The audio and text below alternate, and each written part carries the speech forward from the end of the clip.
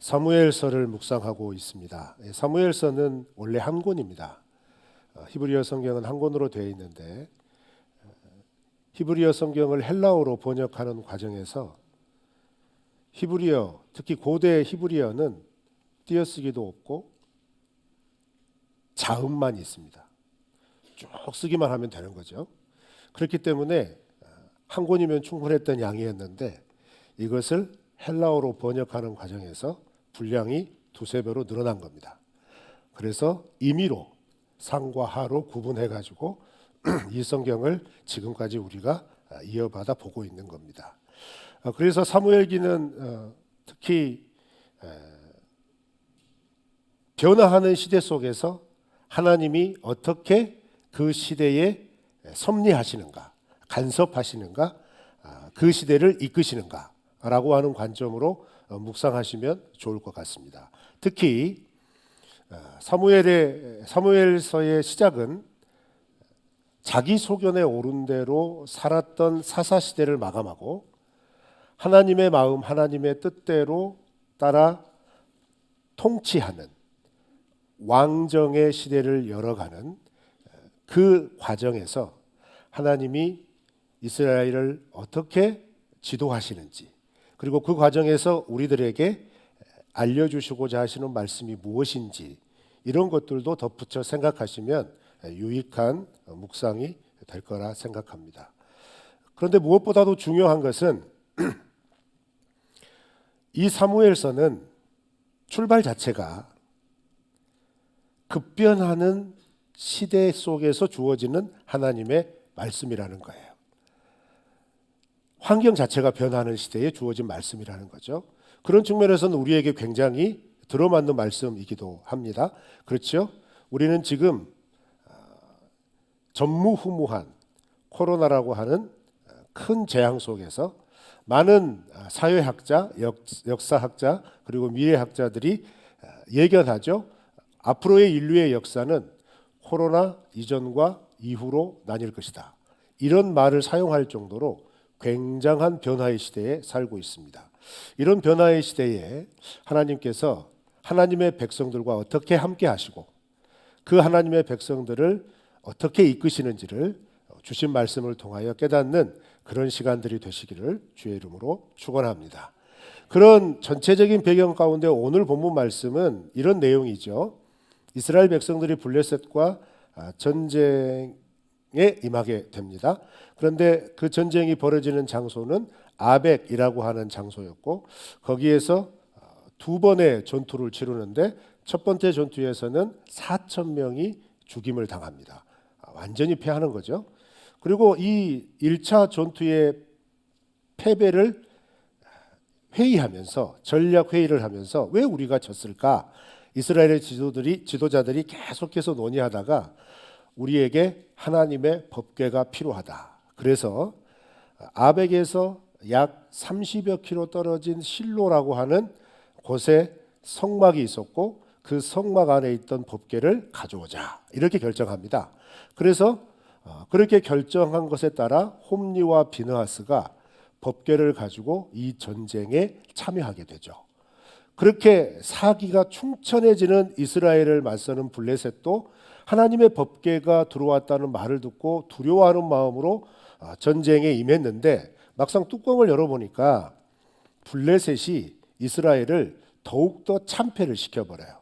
그래서 하나님의 법궤와 함께하는 전쟁이었음에도 불구하고 이스라엘 백성이 3만 명이 살해를 당합니다. 전사한다는 거죠.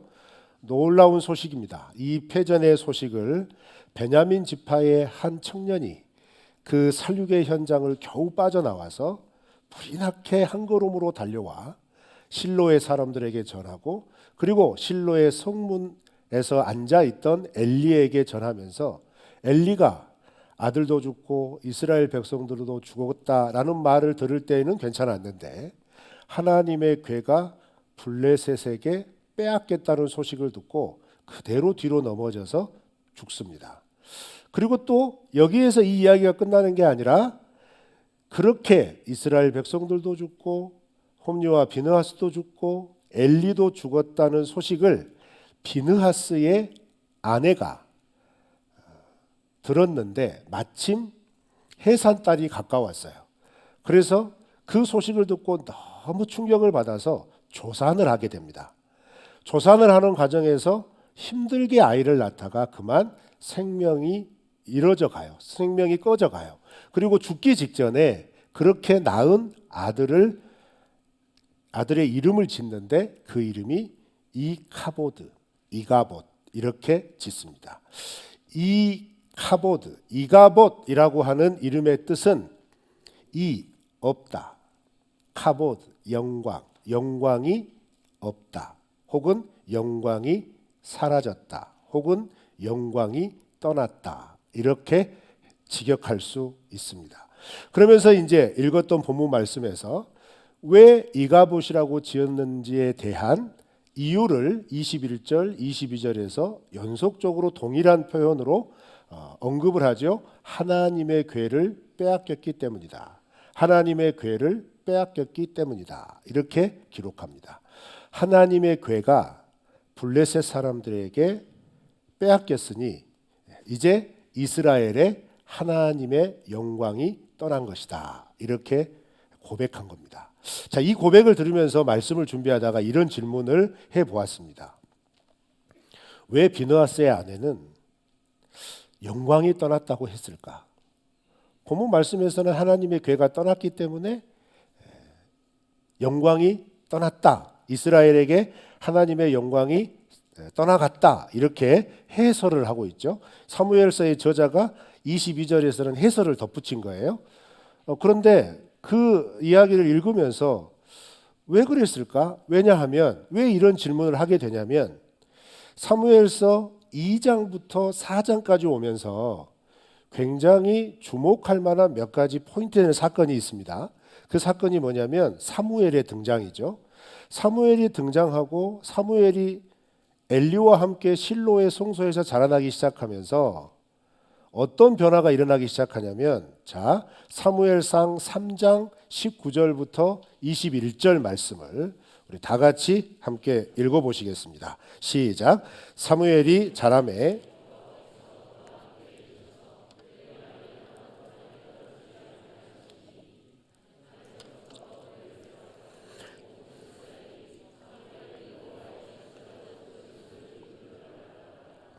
여호와께서 실로에서 다시 나타나시되 여호와께서 실로에서 여호와의 말씀으로 사무엘에게 자기를 나타내시니라. 아멘. 3장 1절을 시작하면 어떻게 시작하냐면요. 눈으로만 한번 보셔요.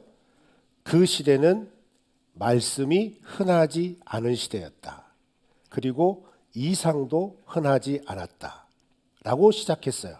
그런데 이렇게 시작한 3장이 사무엘의 등장으로 마지막에서는 어떻게 마무리가 되냐면 하나님이 사무엘에게 말씀으로 나타나셨다. 이렇게 말씀하시거든요. 그러면 무슨 말이냐면 엘리가 이스라엘의 제사장으로 그리고 이스라엘의 사사로 40년을 통치합니다. 4장 1절에 나오죠. 4장 1절이 아니고 엘리의 죽음을 설명하면서 우리가 읽지는 않았지만 19절 이전 직전 말씀에 그 표현이 나와요. 이스라엘의 사사로 40년을 섬겼다. 이렇게 얘기하죠. 그런데 그렇게 40년을 섬기는 기간 동안 말씀도 흔하지 않았고 이상도 흔하지 않았다라는 거예요. 그런데 엘리는 여전히 제사장으로서의 삶을 산 거죠. 그러면 그 제사장으로서의 삶을 어떻게 살았느냐? 2장에서 그 단면을 우리에게 소개시켜 주었죠. 그 단면은 무엇이었냐면 엘리의 두 아들 홈리와 비느하스가 어떻게 제사장의 직무를 감당했는지에 대해서 설명을 하고 하나님의 사람이 엘리에게 찾아와서 그 두 아들들의 죄악과 엘리의 죄악을 고발을 하면서 엘리 집안에 대한 하나님의 심판을 선언하십니다. 그런데 이렇게 선언하시는 2장의 심판 예언은 지금 4장에서 벌어지고 있는 블레셋과의 전쟁이 일어나기 20년 전에 선포된 말씀이에요. 그리고 그렇게 20년 전에 엘리에 대한 하나님의 심판을 선언하시고 나서 3장으로 넘어와서 사무엘이 어느 정도 자라서 소년이 되어서 하나님께서 사무엘에게 나타나시고 또 사무엘에게 엘리에게 전했던 심판의 말씀을 확정하십니다. 그리고 나서 4장에 이 사건이 벌어진 거예요. 자, 여기까지 따라오셨죠? 이해가 안 되시면 처음부터 다시. 다 이해하셨죠? 이렇게 해서 지금 이스라엘은 아벡에서의 블레셋과의 전투에서 완전히 참패를 당하고, 첫 번째 전투에서 참패를 당해서 이겨보려고 자기들 마음대로 하나님의 궤를 성소에서 꺼내서 전쟁터에 가져가서 그것으로라도 하나님의 궤만 있으면 우리는 이길 수 있어 라고 여겼지만, 웬걸요? 하나님의 궤가 있어도 1차 전투보다 훨씬 더 많은 사상자를 내면서 완전히 괴멸을 당합니다. 무슨 말이죠? 2장과 3장의 애언이 이루어지기 시작했다는 거예요. 그리고 또 중요하게 살펴봐야 할 관점은 2장에서 홈리와 비느하스의 제사장의 직무를 감당하며 보여줬던 행태들입니다. 제사장이라고 하는 직분이 가지고 있는 특권, 제사장이라고 하는 직분이 가지고 있는 권력을 가지고 자기 마음대로 제사를 드렸어요. 자기 마음대로 성소의 물건들을 탐했습니다. 자기 욕심을 채운 거죠. 하나님 그거 정확하게 알고 계셨어요? 그러면 이 본문 말씀에서 등장하는 비느하스의 아내는 과연 어떠했을까요? 비느하스 아내가 만약 한나처럼 신실하여 하나님을 두려워하는 여인이었다면 이 과정에서 분명히 사무엘서 저자가 이 아내에 대한 언급을 먼저 했을 겁니다. 상식적으로요. 그런데 그런 어떤 언급도 없이 엘리가 죽고 비느하스와 홈리가 죽고 궤가 빼앗겼고 하는 과정에서 그 처참한 전쟁의 결과를 듣는 실로 사람들과 특히 엘리 집안의 한 사람인 비느하스의 아내의 반응을 소개한 거예요. 그런데 그 비느하스 아내의 반응이 어떤 반응이었냐면 영광이 떠나가 버렸다라는 거예요. 그럼 여기서 말하는 영광은 도대체 어떤 영광이냐? 설명드린 것처럼 자기가 지금까지 누려왔던 특권, 자기가 지금까지 부렸던 권력, 거기에서 오는 부유함, 거기에서 오는 우리가 상상할 수 있는 그 특권에 가지고 있는 모든 기득권이 누릴 수 있는 것들이 이제는 사라졌다라고 봐야 자연스러운 거예요. 단지 비느하스의 아내가 신앙이 있어서 하나님이 떠나가 버렸어. 이제 하나님이 여기에 안 계시구나. 이렇게 정말 신앙적으로 아쉬워서 하나님의 영광이 떠났구나 절망했기보다는 지난 20년 동안 누려왔던 것들이 이제 없어지는 거예요. 자기의 생명조차도 꺼져가는 거예요. 그 죽음의 직전의 순간에 하나님이 지금 이렇게 우리를 다루시는구나 라고 하는 것을 깨닫게 된 겁니다. 그래서 하나님의 영광이 떠나갔다라고 하는 표현을 했다는 것이죠. 그런데 여러분, 우리는 이것을 좀 더 깊게 살펴보자면, 그러면 성경에서 말하는 영광은 도대체 무엇이냐? 이것을 알아야 이 비느하스의 아내가 말하는 영광과 비교를 할 수 있겠죠. 성경에서 말하는 영광은 카보드죠. 이 영광이 가지고 있는 실제적인 뜻은 뭐냐면 보이지 않는 하나님의 실제적인 임재에 대한 증거입니다. 좀 말이 어렵죠? 하나님 안 보이잖아요. 그런데 안 보이신 하나님이 지금 이거 하나님이 하신 건가? 라고 충분히 느낄 수 있도록 깨닫게 하시는 구체적인 사건이나 구체적인 형상이나 구체적인 상황이나 이런 것들을 통칭해서 영광이다라고 얘기하는 겁니다. 그래서 우리가 하나님의 놀라운 은혜를 맛보고 나서 이렇게 고백하죠. 하나님 영광 받으시옵소서 라고 하는 이런 고백들이 왜 이런 고백을 할까요? 하나님, 이 일은 하나님이 아니시면 도무지 할 수 없는 거예요. 이거 지금 하나님께서 지금 여기에 함께 계셔서 이렇게 된 겁니다 라고 고백하는 표현이 뭐냐면 하나님께 영광을 돌립니다 라는 표현인 거죠.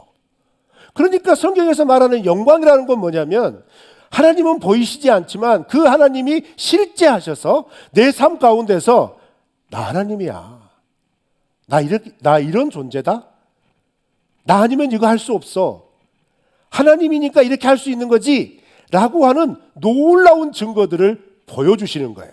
그게 이스라엘 백성들에게 뭐였냐면 법궤였어요.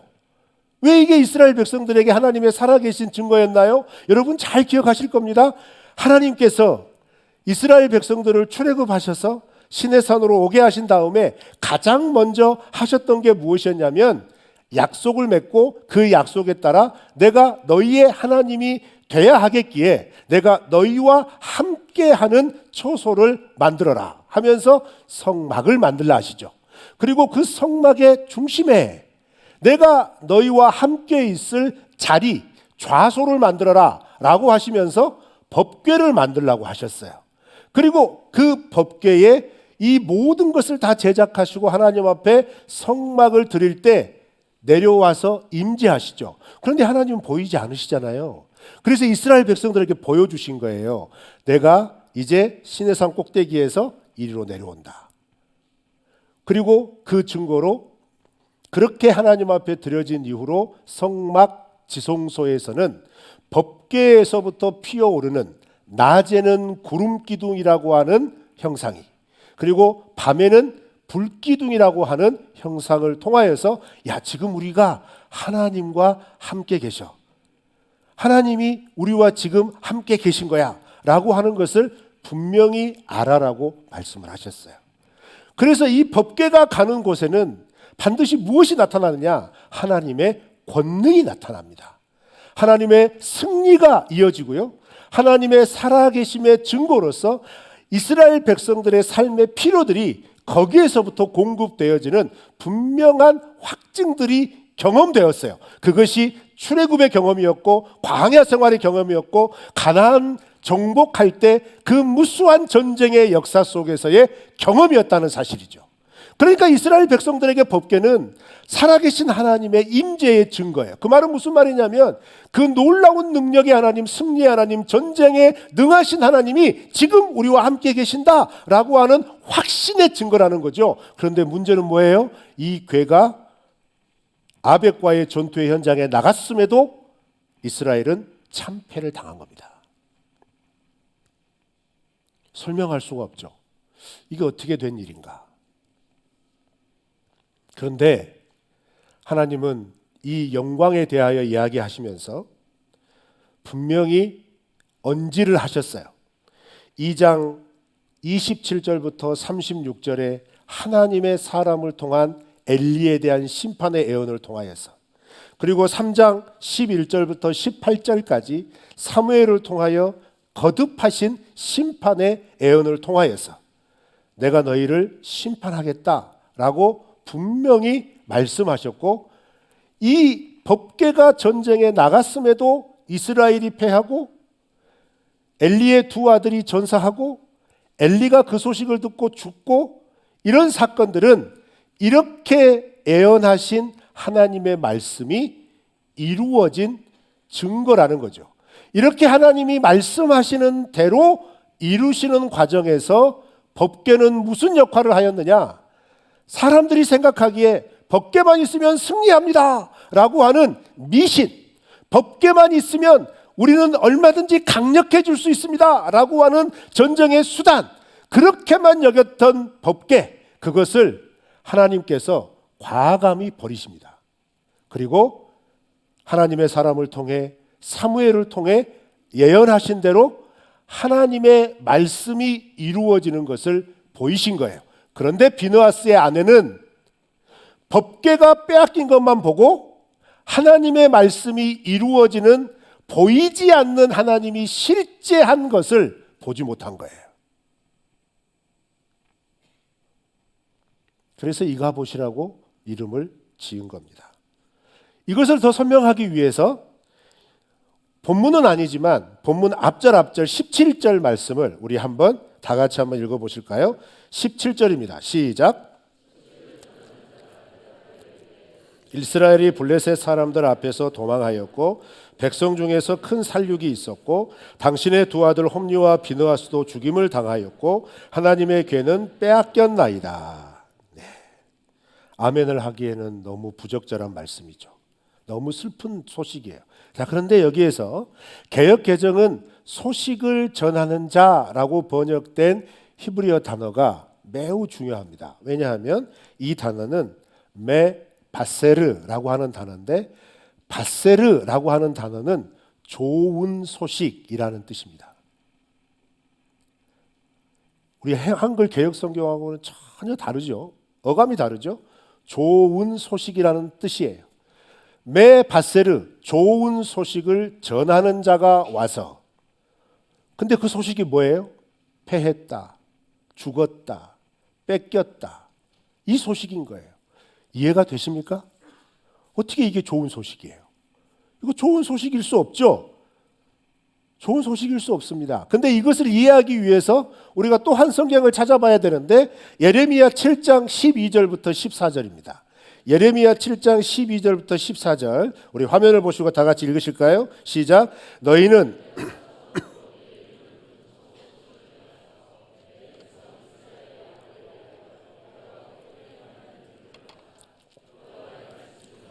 이제 너희가 그 모든 일을 행하였으며 내가 너희에게 말하되 새벽부터 부지런히 말하여도 듣지 아니하였고 너희를 불러도 대답하지 아니하였느니라. 그러므로 내가 실로의 행함같이 너희가 신뢰하는 바 내 이름으로 일컬음을 받는 이 집 곧 너희와 너희 조상들에게 준 이곳에 행하겠고. 예레미야 7장의 말씀은 예루살렘 성과 성전의 파괴를 예언하는 장입니다. 그런데 왜 예루살렘 성과 성전이 파괴되느냐? 유다 백성들이 하나님을 완전히 떠났다는 거예요. 하나님의 백성이지만 하나님의 백성답게 살지 못했다는 거죠. 거기에 대한 심판을 확정하시면서 너희들이 그토록 신뢰하는, 야, 여기는 하나님의 성전이 있는 성이야, 하나님의 도성이야, 하나님이 여기 계신데 이 성은 무너질 수 없어, 파괴될 수 없다, 블레셋이 우리를 침략해서 함락시킬 수 없어, 이런 맹목적인 믿음을 가지고 있었어요.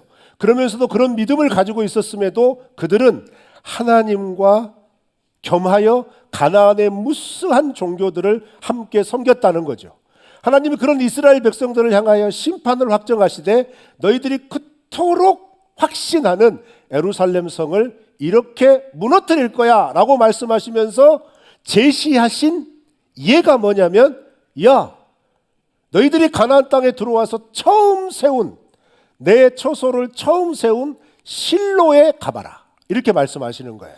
여러분, 그럼 이 사건은 어떤 사건이냐면, 지금 사무엘상 4장의 배경이 블레셋과의 아벡 전투라고 그랬잖아요. 근데 이 아벡 전투는 아벡에서 끝나지 않습니다. 이 아벡 전투에서 블레셋은 이스라엘을 34,000이나 죽이면서 그 승리의 여세, 그 기세를 몰아가지고 당시 이스라엘의 종교, 정치의 중심지였던 실로까지 밀고 올라와 버려요. 그리고 이때 실로를 완전히 불태워 없애버립니다. 이 과정에서 광야 생활을 시작하기 전에 시내산에서부터 만들어서 유지해온 하나님의 성막이 이때 완전히 불타서 없어져 버립니다. 이게 좋은 소식이라고요? 좋은 소식일 리 없죠. 그동안 내가 누려왔던, 내가 기대어왔던, 내가 남용하였던, 자랑하였던 그 모든 것들을 다 무너뜨리고 황폐하고 불태워 없애시면서 이 소식을 전하는 게 좋은 소식이라고요? 좋은 소식일 리가 없습니다. 그런데 하나님은 이걸 좋은 소식이라고 표현하신 거예요. 왜 좋은 소식이라고 표현했을까요? 사사시대가 이 실로가 불타 없어지고 성막이 불타 없어지면서 하나님의 마음을 따라 하나님의 뜻을 따라 세워진 왕의 통치의 시기로 넘어간다는 거예요. 그 말은 무슨 말이냐면 실로에서 이루어졌던 모든 하나님 앞에의 죄악의 찢기를 하나님이 다 청소하시고 그것을 심판하시고 다시 시작하시겠다는 거예요. 그러니까 하나님이 다시 시작하시려면 무엇이 선행되어야 되냐면 사사시대에 자기 소견에 옳은 대로 행하였던 그 모든 죄악이 농축되어져 있고 집결되어 있는 그 썩디 썩은 실로와 실로의 성막이 사라져야 되는 거예요. 그 첫 번째 단계로 그 성막 속에 있던 법궤를 빼내오신 거죠. 그래서 또 이와 함께 살펴봐야 할 구절이 오늘 본문 말씀의 21절과 22절입니다. 여러분 21절, 22절 보시면 읽지 마세요. 거기에 보면 빼앗겼다라고 하는 표현이 두 번 반복이 되죠. 빼앗겼다. 하나님의 계를 빼앗겼다. 이렇게 두 번이 반복이 되는데 이 빼앗겼다라고 번역된 원래 히브리어의 단어는 무엇이냐면 닐르카흐라고 하는 단어인데 이 단어는 라카흐, 빼앗겼다라고 하는 명사를 동사화시킨 겁니다. 그런데 히브리어에는 여러 가지 사용되는 용법이 있는데 그 용법 중에 죄송해요. 이런 말 진짜 안 하려고 그랬거든요. 니팔형이라고 하는, 잘 들으세요.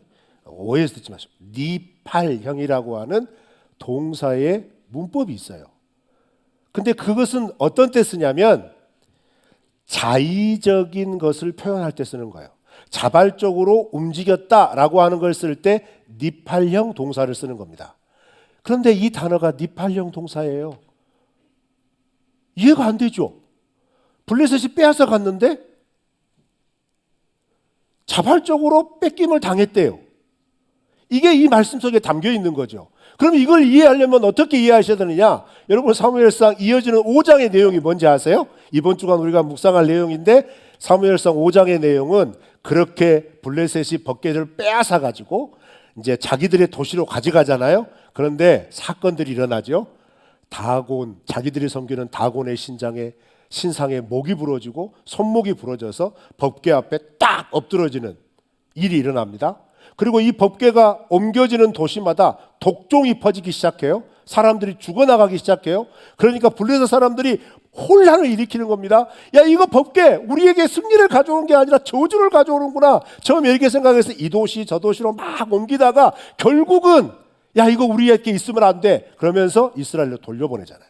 그 이야기가 5장의 이야기죠. 자, 그러면 하나님의 법궤는 블레셋이 빼앗은 게 아니에요. 니팔형 동사의 용법으로 보자면 하나님이 뺏겨준 거예요. 스스로 빼앗음을 당하여 함께 가신 거예요. 왜 가셨죠? 하나님의 살아계심을 블레셋 땅에 분명히 보이시는 겁니다. 왜 보이셔야 했을까요? 새 시대가 시작이 되거든요. 너희들이 그렇게 시피 보는 이스라엘 내 나라야. 내 백성이야. 이거 보이시려고 하는 거예요. 자, 그러면 법궤를 빼앗기고 이스라엘 백성들이 34,000이 죽고 제사장도 죽고 엘리도 죽은 이 소식이 왜 좋은 소식인지, 하나님 입장에서 왜 좋은 소식인지 이해가 오시죠? 하나님의 이름을 드러내기 위하여 하나님께서 하나님의 심판과 구원을 시작하시면서 이 일을 스스로 시작하셨다는 거고, 이 일 과정에서 이스라엘은 사사시대 200년에 자기 소견에 옳은 대로 하나님과 상관없이 자기 마음대로 살아갔던 것에 대하여 심판을 받은 겁니다. 그런데 이 심판을 받아야 다시 시작할 수 있어요. 하나님의 나라로 하나님의 뜻이 세워지는 그 찬란한 하나님이 지금 우리와 함께 하시는구나. 3장 마지막 부분에서 분명히 힌트를 준 것처럼 하나님이 사무엘에게 말씀으로 나타나셔서 말씀이 땅에 하나라도 떨어짐이 없이 이루어지는 역사들을 보여주기 시작하면서 성막, 법궤, 그것이 나를 믿는 신앙이 아니야. 여호와의 말씀이 너희를 살릴 거야. 그 말씀으로 이 나라를 내가 다시 세울 거다 라고 하나님께서 보여주신 겁니다. 그래서 좋은 소식, 그래서 빼앗김을 스스로 허락한 표현으로 이 말씀이 기록되어 있는 거예요. 자, 그러면 이 말씀이 우리에게 어떤 도전이 될 수 있을까요? 살다 보면 절망의 소식을 접할 때가 있습니다. 표현할 수 없는 고통의 끝이 이런 건가? 라고 직면할 때도 있겠죠. 그 가운데서 내가 이제껏 신뢰하였던 하나님의 축복, 하나님의 응답, 하나님께 대한 신뢰, 이런 것들이 무너질 만한 일들로 다가올 수도 있다는 겁니다. 그러나 여러분, 우리가 이 말씀을 힌트 삼아 이렇게 한번 생각해 봤으면 좋겠습니다. 하나님이 새롭게 하시려고 하시는구나. 하나님이 새 일을 행하시려고 이전에 하나님께서 일하실 새 일을 위하여 이전에 내가 하나님과 관계없이 살아왔던 모든 것들을 허물어뜨리고 계시는구나 라고 믿음의 눈으로 바라볼 수 있다면 그 소식은 하나님의 영광이 떠나갔구나 라는 것이 아니라 하나님의 영광이 여전히 나와 함께 계시는구나 라고 고백할 수 있는 믿음이 될 줄로 믿습니다. 하나님, 우리가 이 삶을 살아가면서 예기치 못한 고난과 절망을 만났을 때 내 입에서 이 갑옷, 어떻게 하나님이 이러실 수 있어? 하나님의 영광이 떠난 거야. 하나님이 나를 버리셨어 라고 하는 이런 표현보다도 하나님, 이와 같은 상황 속에서도 하나님이 여전히 내게 말씀하여 주시고 내가 말씀을 들을 때 깨달을 수 있고 내가 그 말씀을 들을 때 마음이 요동할 수 있다면 이것 때문이라도 나를 새롭게 하여 주실 줄 믿습니다.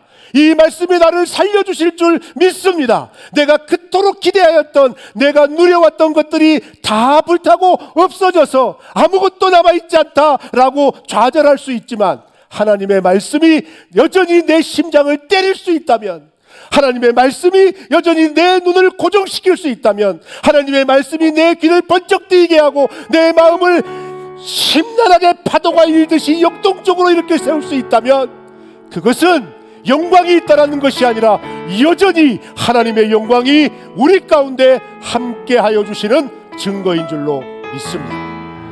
이 은혜로 주님과 함께 살아가시기를 축원합니다. 하나님의 말씀이 우리와 함께한다면 여전히 하나님의 영광이 우리 가운데 임하는 것이고, 그렇게 임한 하나님의 영광이 우리의 삶을 새롭게 하여 주시고 함께하여 주실 줄 믿습니다. 이 믿음으로 주님과 함께 동행하시기를 주님의 이름으로 축원합니다.